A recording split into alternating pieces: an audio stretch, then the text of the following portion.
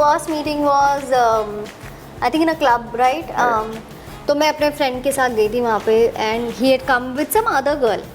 कभी कॉन्वर्जेशन में मैं जीत रहा हूँ, साला कहाँ से 1970 की कोई कहानी निकाल के मेरी बैंड बजा के फिर से ना अपने तरफ पे चीजें ला लेती है. हे एवरीवन, वेलकम टू इस स्पिल वेल्ट वीडियो. आज हम बात करने वाले हैं माही विज और जय भानुशाली के डिवोर्स की. एक ऐसा सेपरेशन जो बाहर से देखने में बहुत शांत, बहुत मेच्योर और बहुत सॉर्टेड दिखाया गया, लेकिन जैसे जैसे पब्लिक स्टेटमेंट, रिएक्शंस, स्टोरीज और पुराने क्लिप्स सामने आते गए, एक फीलिंग बार बार वापस आती रही कि something doesn't quite add up. ये वीडियो किसी को विलन बनाने के लिए नहीं है, ना ही ये कैरेक्टर असैसिनेशन है. ये एक ऑब्जर्वेशनल कन्वर्सेशन है जहां हम वही देखेंगे जो पब्लिकली दिखा और ये समझने की कोशिश करेंगे कि नैरेटिव कैसे शेप हुआ. शुरुआत करते हैं उस दिन से जब माही विज और जय भानुशाली ने ऑफिशियली अनाउंस किया कि वो अलग हो रहे हैं. स्टेटमेंट बहुत साफ था, बहुत काम था, बहुत मॉडर्न सेलिब्रिटी सेपरेशन वाला था. कोई एलिगेशन नहीं, कोई ब्लेम नहीं, बस ये कहा गया कि हमने पीस चूज की है. हम अपने बच्चों के लिए रिस्पेक्टफुल पेरेंट्स बने रहेंगे और इस स्टोरी में कोई विलेन नहीं है. ऑन पेपर ये स्टेटमेंट परफेक्ट था. एक्चुअली इतना परफेक्ट कि बहुत लोगों को यही लगा शायद यही हेल्थी सेपरेशन होता है. और ऑनेस्टली यहीं तक बात रहती तो शायद कोई डिस्कशन भी नहीं होती. लेकिन प्रॉब्लम स्टेटमेंट के बाद शुरू हुई. स्टेटमेंट के कुछ ही घंटों या दिनों के अंदर माही विज की इंस्टाग्राम स्टोरीज सामने आने लगी. कुछ लाइंस इमोशनल थीं, कुछ लाइंस डिफेंसिव थीं और कुछ लाइंस सरप्राइजिंगली एग्रेसिव. एक स्टोरी में उन्होंने क्लियरली लिखा कि उनकी स्टोरीज जय भानुशाली के लिए नहीं है और मीडिया को डायरेक्टली कॉल आउट किया, स्टॉप मेकिंग इट डर्टी. अब यहीं पर एक पॉज आता है. अगर आपने खुद कहा है कि कोई विलेन नहीं है, कोई नेगेटिविटी नहीं है, तो फिर इतनी स्ट्रॉन्ग क्लैरिफिकेशन की जरूरत क्यों पड़ी? ये सवाल किसी जर्नलिस्ट ने नहीं पूछा. ये सवाल ऑडियंस ने खुद फील किया. इसी बीच ऑनलाइन डिस्कशंस में जय भानुशाली के एक पुराने व्लॉग की क्लिप्स सर्कुलेट होने लगी. वो व्लॉग पब्लिकली अवेलेबल था. उसमें कुछ जोक्स थे जिन्हें कई लोग इनएप्रोप्रिएट और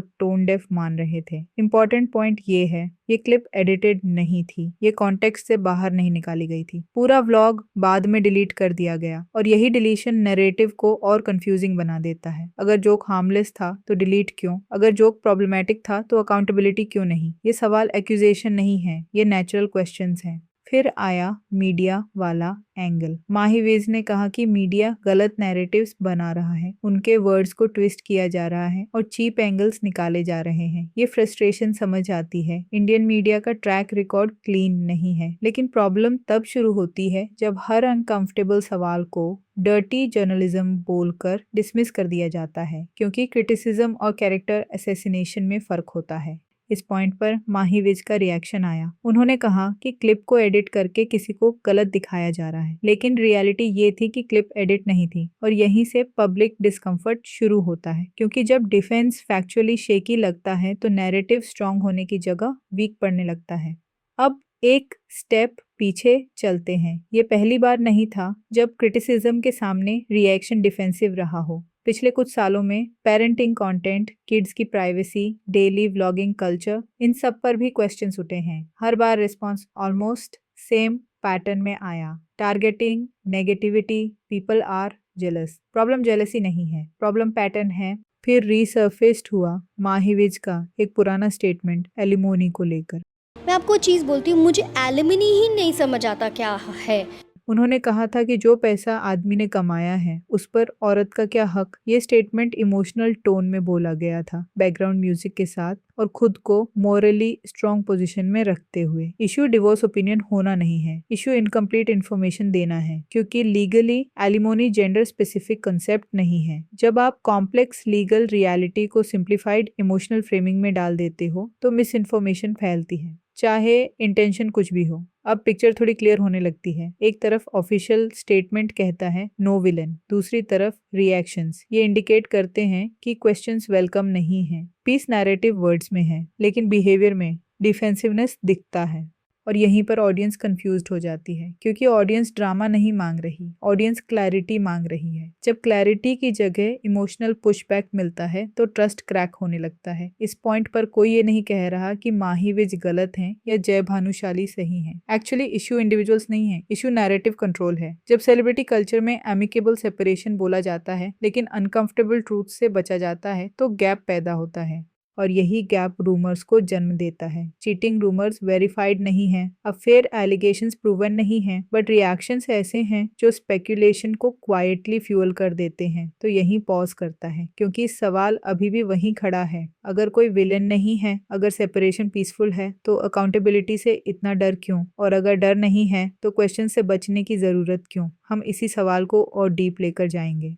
पब्लिक परसेप्शन इमोशनल सिंपैथी से नहीं, कंसिस्टेंसी से बनता है। जब वर्ड्स और एक्शंस अलाइन करते हैं, ऑडियंस ट्रस्ट करती है। जब अलाइनमेंट टूटता है, ऑडियंस क्वेश्चन करती है। अब जय भानुशाली की साइड भी देखें, उन्होंने लार्जली साइलेंस मेंटेन किया है। साइलेंस कभी मैच्योरिटी होती है, कभी अवॉइडेंस। विदाउट असम्पशंस ये बस इतना कहता है कि नैरेटिव मोस्टली वन साइडेड बन गया और one sided narratives rarely convincing होते हैं। मीडिया का रोल भी इग्नोर नहीं किया जा सकता। इंडियन एंटरटेनमेंट मीडिया सेंसेशनलिज्म पर थ्राइव करता है। क्लिक्स, हेडलाइंस, थंबनेल्स, ये रियलिटी है। बट हर गलत हेडलाइन फेक नहीं होती। कुछ सवाल जेन्युइनली अनकंफर्टेबल होते हैं, इसलिए उन्हें डर्टी टैग कर दिया जाता है। सबसे पहले एक अनकंफर्टेबल ट्रूथ एक्सेप्ट करनी पड़ेगी। डिवोर्स इटसेल्फ फेलियर नहीं है, सेपरेशन वीकनेस नहीं है। पब्लिक फिगर्स अलग होते हैं और उन्हें प्राइवेसी का पूरा हक है। बट जिस मोमेंट आप नैरेटिव शेयर करते हो, उस मोमेंट अकाउंटेबिलिटी भी शेयर करनी पड़ती है।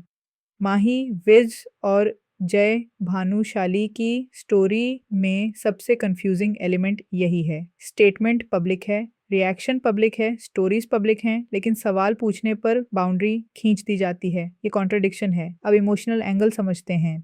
डिवोर्स इमोशनली ड्रेनिंग होता है, स्पेशली जब बच्चे इन्वॉल्व्ड हों।